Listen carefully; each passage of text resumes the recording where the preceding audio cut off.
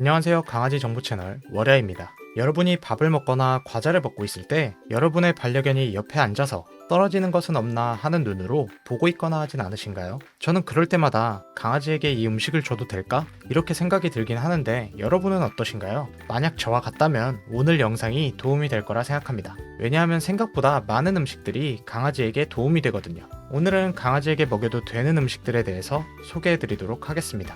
첫 번째, 사과. 사과에 포함된 케르세틴은 암과 심장질환 예방에 도움을 줄 수 있으며 면역체계 강화와 피부 건강 개선에도 기여할 수 있다고 합니다. 또한 사과에는 비타민과 섬유질이 풍부하기 때문에 급여를 해도 문제가 없는 음식이라고 합니다. 반려동물을 위한 슈퍼푸드 및 기능성 식품의 효능 관련 논문에 따르면 껍질에도 좋은 영양소가 많기 때문에 같이 급여해 주셔도 괜찮은데요. 다만 소화를 잘 하지 못한다면 껍질은 제거하고 주시는 게 좋을 것 같습니다. 만약 여러분이 사과를 먹고 있는데 우리의 반려견이 옆에서 꼬리를 흔들고 있다면 조금만 잘라서 급여해 주셔도 괜찮을 것 같습니다. 사과는 영양가도 높고 건강한 간식이지만 개별적인 건강 상태와 소화 능력을 고려하여 적절히 제공하는 것이 가장 중요하다는 점 참고해 주시면 될 것 같습니다. 두 번째, 요거트. 강아지에게 혹시 유산균을 먹이지 않고 있으시다면 요거트를 주시는 것도 괜찮은 방법일 수 있습니다. 여기서 요거트란 사람이 먹는 달달한 요구르트 같은 게 아니라 무지방 플레인 요거트, 그릭 요거트와 같이 다른 첨가물이 들어가 있지 않은 요거트를 말합니다. 이러한 요거트는 강아지의 장 기능을 향상시킬 수 있는 단백질, 칼슘, 인, 비타민 B12 등 다양한 영양소들이 포함되어 있습니다. 따라서 무가당, 무향료 요거트가 있다면 소량 급여를 통해 강아지에게도 많은 도움이 될 수 있습니다. 다만 일부 강아지들은 유당을 잘 소화하지 못할 수 있기 때문에 소량만 급여해 주시는 걸 추천드리며 인공 감미료가 들어간 요거트를 주시는 경우 강아지에겐 독성 물질이기 때문에 주의하시는 게 좋습니다. 해외 저널에 실린 강아지를 위한 10가지 음식에 소개된 바에 따르면 소형견이라면 하루에 1스푼 정도, 중형견이나 대형견이라면 2스푼에서 3스푼 정도까지만 추천한다고 합니다. 세 번째, 연어. 연어도 강아지들이 먹었을 때 괜찮은 음식 중 하나라고 합니다. 사람에게도 이점이 되는 필수 지방산인 오메가3 지방산이 풍부한 연어는 반려견의 피부,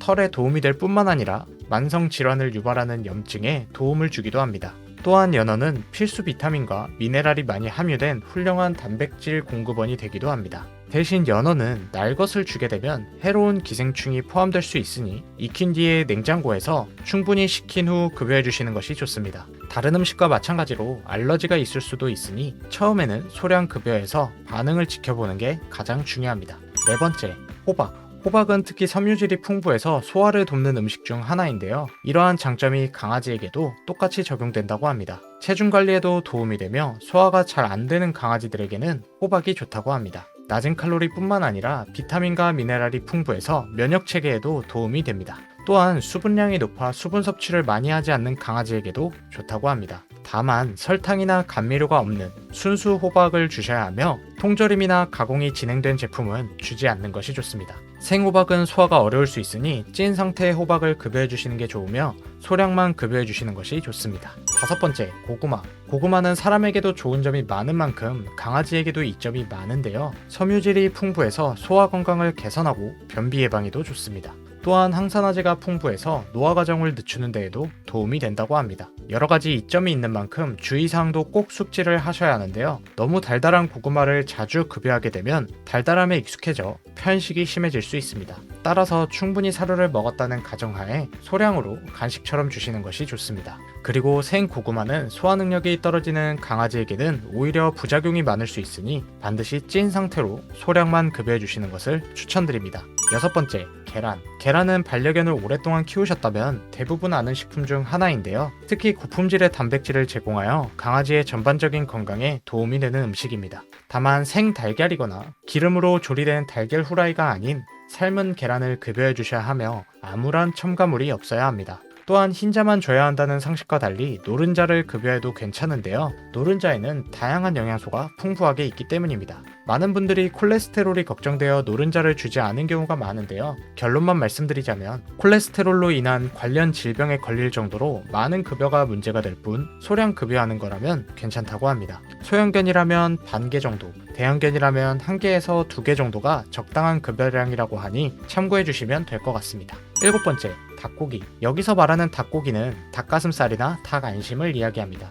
간식으로도 많이 유통되고 있는 닭가슴살은 고단백 식품으로 강아지에게 전반적으로 많은 도움이 되는 제품입니다. 다만 이내 함유량이 많기 때문에 한 번에 너무 많이 먹거나 매일 먹으면 좋지 않습니다. 그렇다면 지방과 같은 닭껍질은 주면 안 되는지 궁금하실 텐데요. 닭껍질에도 물론 훌륭한 영양소들이 풍부하지만 장이 약한 강아지에게는 좋지 않다고 합니다. 하지만 소량 급여하는 정도는 괜찮다고 하니 너무 주시고 싶다면 강아지의 건강 상태를 파악하고 소량만 급여해 주시면 될 것 같습니다. 여기서 꼭 주의해야 할 점은 치킨과 같이 가공된 식품은 급여하면 안 된다는 것을 꼭 주의하셔야 합니다. 8번째, 브로콜리.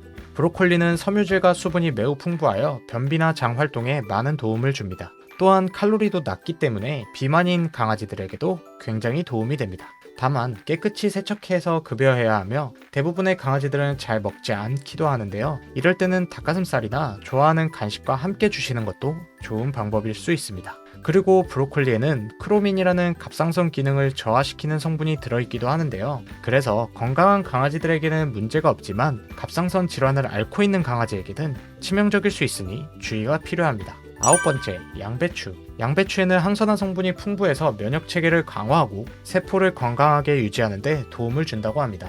다만 생양배추보다는 삶은 양배추가 소화에 도움이 되기 때문에 삶아서 주는 것이 좋으며 첨가물 없이 소량 급여해 주는 것이 좋습니다. 10번째, 완두콩. 완두콩에는 식이섬유와 비타민 K, C, 마그네슘 등 영양소가 풍부해서 급여에도 괜찮은 음식 중 하나인데요. 식물성 단백질을 공급하기에도 좋은 영양소를 두루 갖추고 있는 음식입니다. 다만 급여를 할 때 반드시 쪄서 급여해 주는 것이 좋으며 껍질은 소화가 잘 안 될 수 있기 때문에 껍질까지 벗겨내서 소량 급여해 주는 게 좋습니다. 앞서 말씀드린 음식들과 같이 당연히 첨가물이 없어야 하며 완두콩, 통조림과 같은 제품에는 많은 첨가물이 함유되어 있을 수 있으니 꼭 주의가 필요합니다.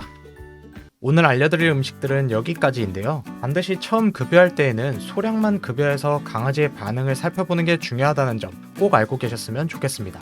또한 건강 상태에 따라서 맞지 않는 제품이 있을 수 있으니 우리의 반려견이 아픈 곳은 없는지 꼭 확인하시고 간이 되어 있지 않은 순수 제품으로 소량만 급여해 주시길 바랍니다. 간이 되어 있는 모든 음식은 강아지에게 좋지 않으니 꼭 주의해 주시면 감사하겠습니다. 오늘 영상이 도움이 되셨다면 구독과 좋아요 한 번씩 꼭 부탁드립니다. 그럼 더 좋은 영상으로 찾아뵙겠습니다. 감사합니다.